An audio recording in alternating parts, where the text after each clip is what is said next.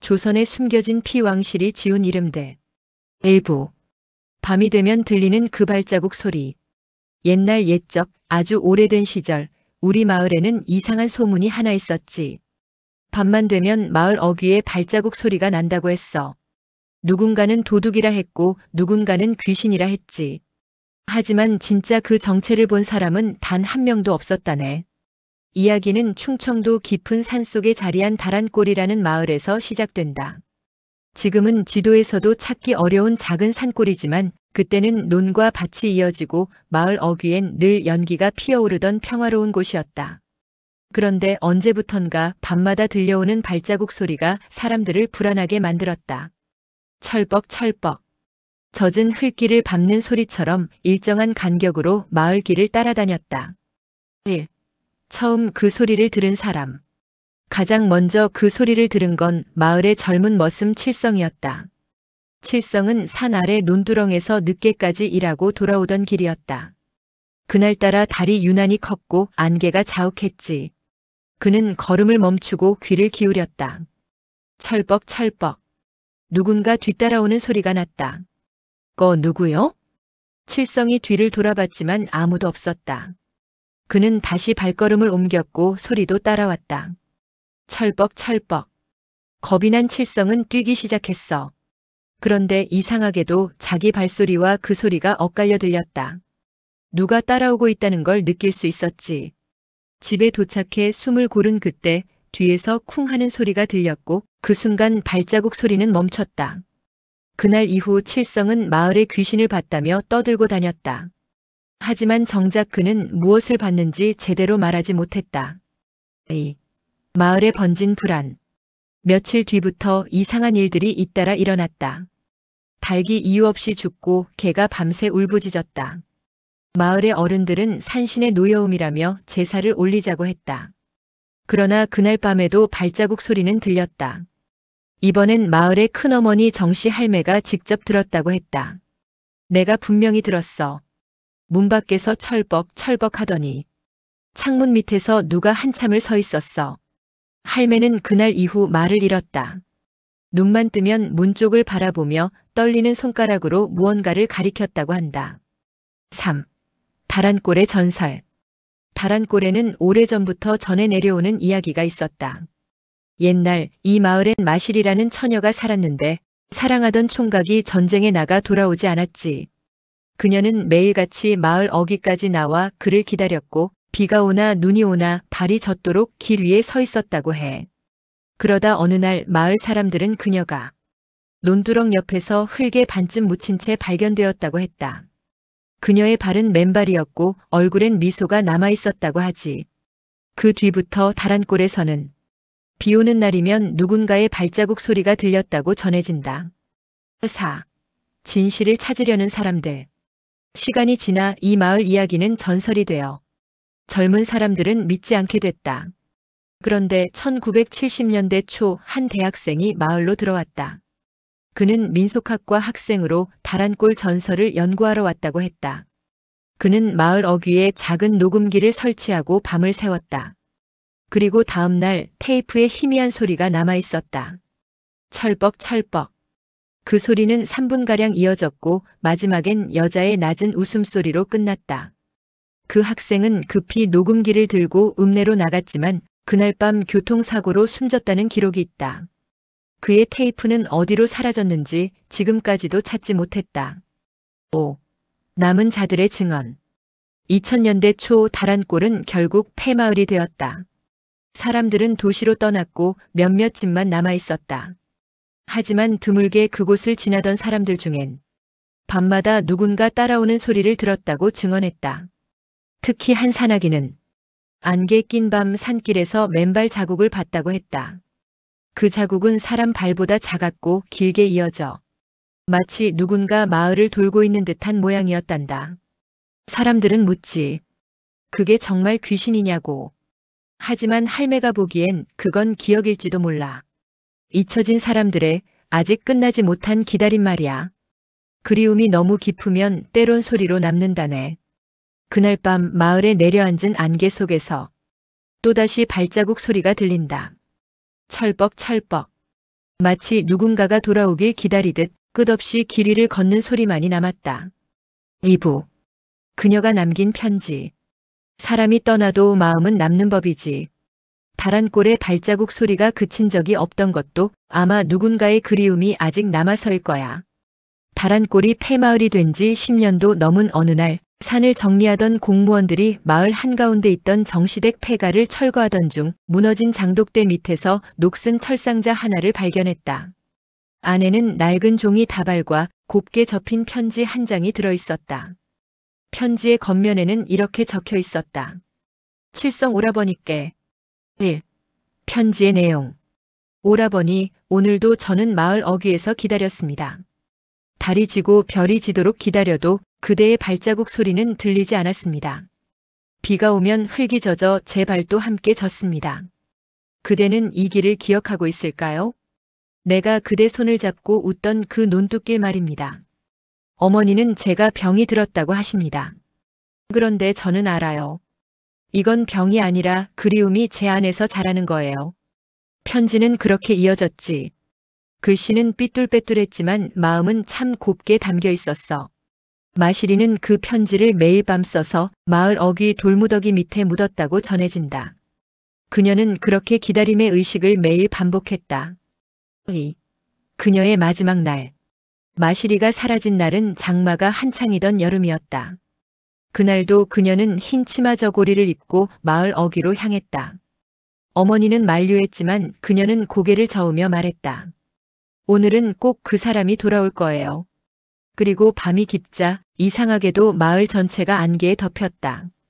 개도 짖지 않고 닭도 울지 않았다. 다음 날 새벽 마을 아이가 논뚝길에서 그녀를 발견했다. 비에 젖은 흙 속에 발끝이 살짝 묻힌 채로 말이야. 그녀의 손에는 편지 한 장이 꼭 쥐어져 있었다. 그 편지는 바로 칠성에게 미안하다는 내용이었다. 3. 칠성의 고백. 그로부터 몇 년 뒤 칠성은 서울로 떠났다. 하지만 1968년 그는 어느 신문에 짧은 글을 남겼다. 다란골의 마실이 나는 결국 돌아가지 못했다. 그날 전쟁터로 떠나며 다시 오겠다고 했지만 나는 살아 돌아올 자신이 없었다. 그녀는 나를 기다렸고 나는 그 기다림을 저버렸다.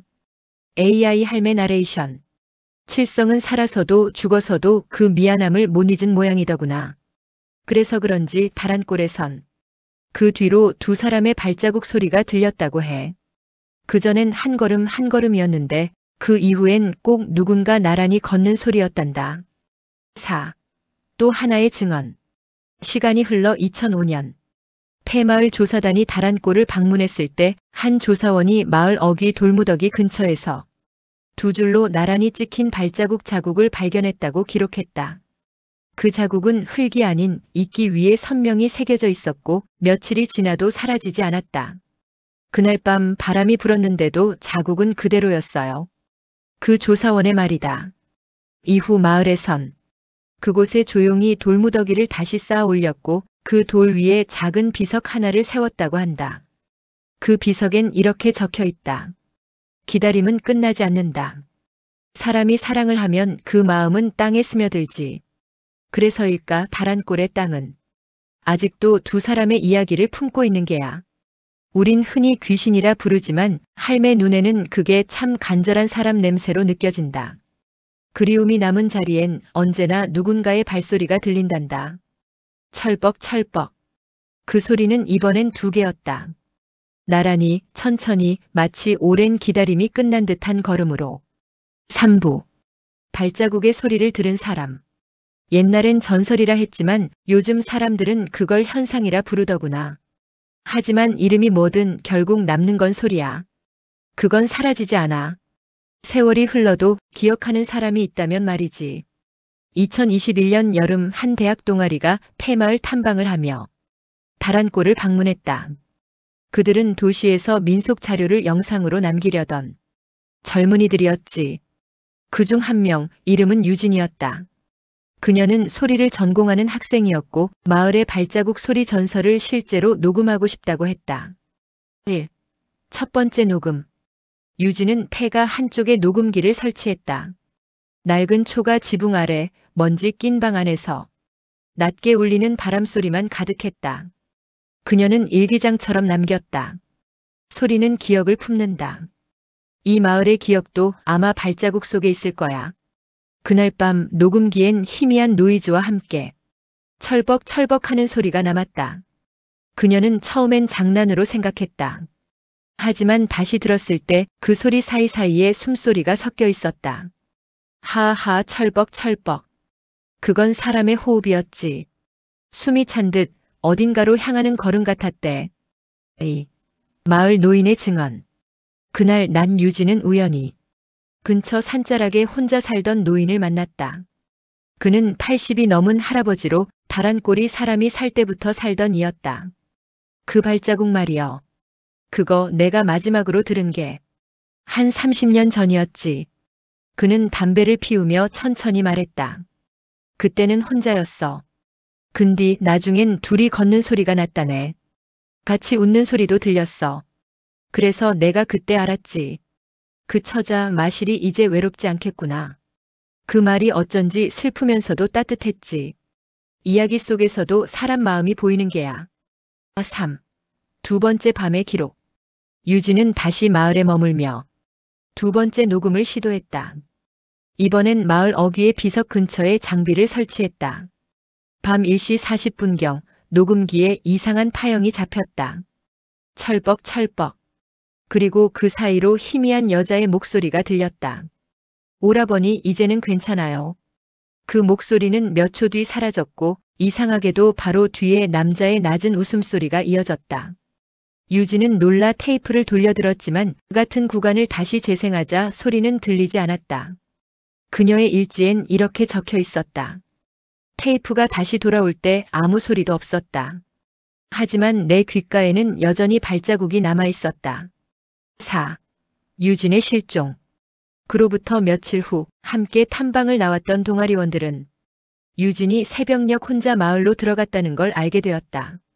그녀의 카메라엔 마지막 장면이 있었다. 흙길 위 달빛 아래 비석을 향해 걷는 장면. 그리고 화면 끝에서 카메라가 떨어지는 소리와 함께 누군가 낮게 속삭이는 소리. 기다림은 끝났어요. 그날 이후 유진은 돌아오지 않았다. 경찰은 실족 사고로 추정했지만 그녀의 장비는 모두 사라졌고 비석 앞엔 작은 꽃 한 송이가 놓여 있었다. 5. 다시 들려온 소리. 2023년 여름 한 산악인이 다란골 근처에서 등산 중 휴대폰 녹음기에 이상한 소리를 담았다. 그 파일을 들어보면 먼저 새소리와 바람소리가 들리고 그 뒤에 분명히 두 사람의 걸음소리가 들린다. 철벅철벅. 그런데 그 뒤에 아주 작게 낯익은 젊은 여자의 목소리가 들린다. 소리는 기억을 품는다. 그래, 그건 분명 유진이의 목소리였을지도 모르지. 소리란 게 그런 거야. 한번 남으면 지워지지 않아. 그건 살아있는 사람의 흔적이자 떠난 사람의 인사일 수도 있거든. 우린 모두 누군가의 발자국 위를 걷고 있는 거야. 그게 조상의 길이든 사랑하는 사람의 흔적이든 말이지. 다란골의 소리는 두 사람이 남긴 사랑의 노래고 그걸 들은 유진이는 아마 그 마음을 이해한 첫 번째 사람이었을 게야. 그러니 혹시라도 너희도 밤길을 걷다 누군가의 발자국을 들으면 겁내지 말고 인사하거라. 그리움이 아직 남아있구나 하고 말이지. 철벅철벅. 이번엔 아주 조용히 마치 누군가 영원히 함께 걷는 듯한 소리로 끝난다. 4부. 그림자 위의 권력 그리고 붉은 비단의 비밀. 바람은 어느새 차가워졌고 창덕궁의 밤은 유난히 길었다. 하지만 그 어둠 속에서도 잠들지 못한 사람들이 있었다. 그들은 왕의 옆에 있었으나 왕의 눈에 띄어서는 안 되는 자들이었다. 그들은 바로 내명부의 그림자들이었다. 1. 궁의 깊은 곳, 아무도 모르는 방. 궁궐의 가장 깊숙한 곳, 소주방이라 불리던 곳에서는 밤마다 불빛이 꺼지지 않았다. 단순히 음식만을 만드는 곳이 아니었다. 그곳에는 비단으로 쌓인 봉투가 오갔고 봉투 안에는 음식이 아닌 명령이 들어있었다.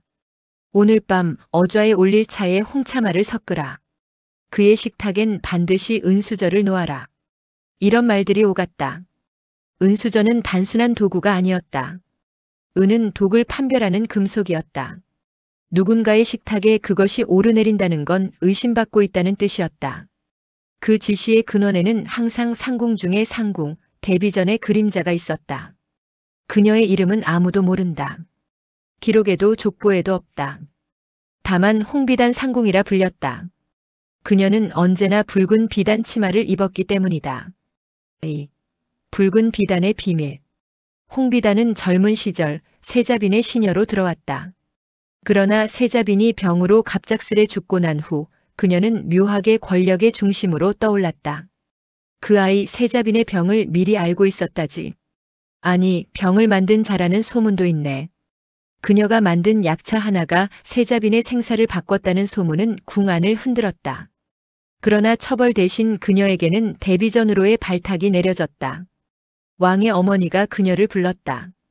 그 손으로 내 곁에 독을 가려내라.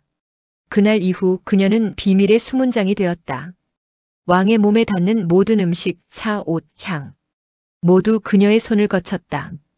그녀의 장부에는 이름 대신 점이 찍혀 있었다. 하나의 점은 목숨 하나. 그 점은 조용히 늘어갔다. 3. 남겨진 장부. 한겨울 눈이 내리던 날이었다. 홍비단 상궁은 사라졌다. 누구도 그녀의 시신을 보지 못했다. 단지 그녀의 방에서 한 권의 장부만이 발견됐다. 그 장부는 왕에게 곧바로 전달되었지만 왕은 단 한 장만 넘기고 그대로 덮었다. 그리고 명했다. 태우라. 그러나 한 사람만 남겨라. 그렇게 궁 안의 몇몇 사람은 목숨을 건졌다. 하지만 누구도 그 이유를 몰랐다. 이후로 홍비단의 이름은 입에 올리는 것조차 금기가 되었다. 그녀의 방은 봉인되었고 그 자리는 수십 년 뒤 규장각으로 바뀌었다. 그러나 밤마다 그곳에서 붉은 치마 끝이 스치는 소리가 들린다고 했다. 4. 그해 봄 다시 피어난 비단. 정조 7년 궁궐의 어느 화공이 그림을 그리다가 이상한 것을 발견했다. 왕실 여인의 초상 뒤편에 희미하게 붉은 비단 조각이 비쳐 있었던 것이다. 그 비단에는 비단 아래 숨은 진실을 찾는 자, 반드시 피를 본다라는 문구가 적혀 있었다. 화공은 놀라 달아났지만 다음 날 그는 사라졌다. 그의 붓과 그림만이 남았다. 그 그림은 훗날 금단의 초상이라 불렸다. 궁의 기록에서도 왕실의 문서에서도 삭제된 이름. 하지만 그 초상 뒤편에는 여전히 붉은 비단 한 줄이 남아 있었다. 5. 비밀을 이어받은 자. 시간이 흘러 헌종 때 한 궁녀가 우연히 그 장부의 일부를 발견했다. 그녀는 그 기록을 옮겨 적어 비밀리에 한양의 사대문 밖 서고에 숨겼다고 한다. 그녀는 훗날 사라졌고 남겨진 글 한 줄만이 전해졌다. 왕도 신하도 여인도 결국 진실을 숨긴다. 그러나 그 진실은 언젠가 피로 다시 쓰일 것이다. 그 글의 마지막에는 이렇게 적혀 있었다. 홍비단 다시 올 것이다. 6. 현대의 발견. 1908년 일본 학자들이 창덕궁을 조사하던 중 규장각 옆 벽 안에서 불탄 비단 조각과 태운 장부 잔해를 발견했다. 그 비단의 색은 여전히 붉었고 불에도 타지 않은 부분에는 한 글자가 남아 있었다. 진. 그 후 그 기록은 경성제국대학으로 옮겨졌으나 해방 이후 자취를 감췄다. 현재까지도 그 행방은 묘연하다. 하지만 민속학자들 사이에서는 이렇게 전한다. 조선의 비밀은 사라진 것이 아니라 지금도 숨쉬고 있다. 단지 불러내지 않았을 뿐. 그 홍비단이라는 여인 참 무서운 기운이야. 사람이 권력의 불길 가까이 다가서면 그 뜨거움에 타 죽는 법이지. 그런데도 왜 다들 그 불 속으로 걸어 들어가는지 모르겠어. 어쩌면 그게 조선의 진짜 이야기일지도 몰라. 기록되지 않은 이름들, 지워진 목소리들, 그 속에서 세상은 계속 돌아갔거든. 5부. 피로 이어진 그림자, 마지막 비단의 주인. 밤의 달빛은 흐릿했고 궁의 돌담에 비친 그림자는 길었다. 그 그림자 속에서 누군가가 속삭였다. 진 그 글자를 잊지 말거라. 진실은 피로 지켜지는 법이니. 1. 마지막 장부의 행방. 1908년 규장각에서 발견된 불탄 장부. 그 잔해는 곧 일본 제국대학의 비밀 자료실로 옮겨졌지만 해방 직전의 혼란 속에 사라졌다고 알려져 있다.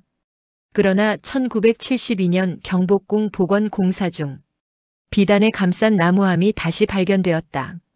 그 안에는 누렇게 바랜 편지와 조선시대 여인의 머리카락 한 올이 들어있었다. 그 편지의 첫 문장은 이랬다. 나는 홍비단의 피를 이은 자여. 이 피는 진실을 기억하는 자의 표식이다. 그 아래에는 마치 피로 쓴 듯한 붉은 글씨로 이라는 글자가 새겨져 있었다. 이 붉은 비단의 후예. 그 편지를 조사하던 문화재 연구관은 서류 속에서 이상한 문장을 발견했다. 홍씨 집안 여인은 대대로 입술이 붉고 거짓을 말할 때마다 그 입술이 더 짙어진다. 흥미로운 것은 실제 그 연구관의 어머니가 홍씨였다는 점이다. 처음엔 우연이라 생각했다. 그러나 밤마다 그녀의 꿈속에 한 여인이 나타났다. 붉은 치마를 휘날리며 그녀의 귓가에 속삭였다. 너는 나를 잊지 않았다. 피는 기억한다. 그녀는 공포에 시달리며 연구를 그만두었다. 하지만 그녀의 손에는 언제나 붉은 자국이 남아 있었다. 마치 비단이 스친 듯한 형상이었다. 3. 봉인된 방의 재개봉. 1998년 창덕궁 규장각 옆 비단 창고라 불리던 구역의 복원 작업 중 벽 안쪽에서 숨겨진 좁은 방 하나가 발견되었다. 문은 봉인되어 있었고 안은 먼지로 가득했지만 벽 한가운데에는 낯선 문양이 새겨져 있었다. 그 문양은 바로 왕실의 복문이었다. 그런데 그 아래에 붉은 글씨로 작은 글귀가 보였다. 그녀는 아직 이곳에 있다. 벽을 열자 한 상자와 조선시대 도포 자락이 드러났다. 도포의 안감은 진홍색 비단으로 물들어 있었다. 그리고 상자 안에는 은수저 한 벌, 그리고 반쯤 타버린 서책 한 권이 있었다. 서책의 제목은 내명비록이었다. 4. 내명비록의 내용. 서책의 내용은 충격적이었다. 그 안에는 왕의 식사, 차 의복, 그리고 후궁들의 생사 기록이 일자별로 적혀 있었다. 특히 한 장에는 이렇게 적혀 있었다. 정유년 2월 세자빈 독살건. 명은 데뷔전에서 내려왔다. 손을 쓴 이는 비단의 여인. 그러나 죄는 왕에게 닿지 않는다. 마지막 페이지에는 이렇게 쓰여 있었다. 홍비단 왕의 명으로 사라졌으나 왕 또한 그 피의 덫을 벗어나지 못하리라. 나 이 모든 것을 기록한다. 훗날 누군가가 진실을 찾을 때 나의 피로 다시 깨어나리라. 그 문구 밑에는 붉은 손자국이 찍혀 있었다. 마치 그녀가 그 순간 마지막 숨을 내쉬며 자신의 피를 글로 남긴 듯 했다. 5. 사라진 기록과 현대의 의문. 이 기록은 세상에 공개되지 못했다. 당시 조사단은 위조 가능성이 높다며 공개를 중단했고 서책은 국립중앙박물관 금고 속에 보관 중이라고 한다. 그러나 2003년 한 다큐멘터리 제작진이 내명비록의 사본을 입수했다며 촬영을 시도하던 중 촬영 감독과 연구원이 동시에 실종되었다. 남은 건 단 한 장의 스틸컷이었다. 그 사진에는 자가 선명히 비치고 있었다. 그리고 그 위에 붉은 그림자 하나가 겹쳐 있었다. 마치 누군가 다시 돌아온 듯한 모습이었다. 그 홍비단이라는 여인 참 허망하지. 살아서도 이름이 없고 죽어서도 불려지지 못했으니. 하지만 말이다. 이름이 없다는 건 어디에든 있을 수 있다는 뜻이야. 혹시 말이지. 밤에 거울을 보다 보면 붉은 그림자가 스치고 지나간 적 없니? 그럼 그건 아마도 홍비단일 게야. 진실을 잊은 자들에게 경고를 주는 거지. 조선의 은밀한 이야기, 그건 결국 사람의 욕망이 만든 그림자였어. 권력, 사랑, 질투, 생존. 그 어떤 시대에도 사라지지 않는 것들 말이야. 그러니 잊지 말거라. 진실은 숨길 수 있어도 피는 속일 수 없단다. 2022년 서울 모 대학 도서관의 고문서 보관소에서 진비단이라 적힌 오래된 비단 조각이 발견되었다. 탄소연대 측정 결과 18세기 후반 조선 시기의 비단이었다. 비단의 일부에서는 인체 혈흔 성분이 검출되었다. 그리고 그 비단의 끝자락에는 이렇게 적혀 있었다. 조선의 비밀은 끝나지 않았다.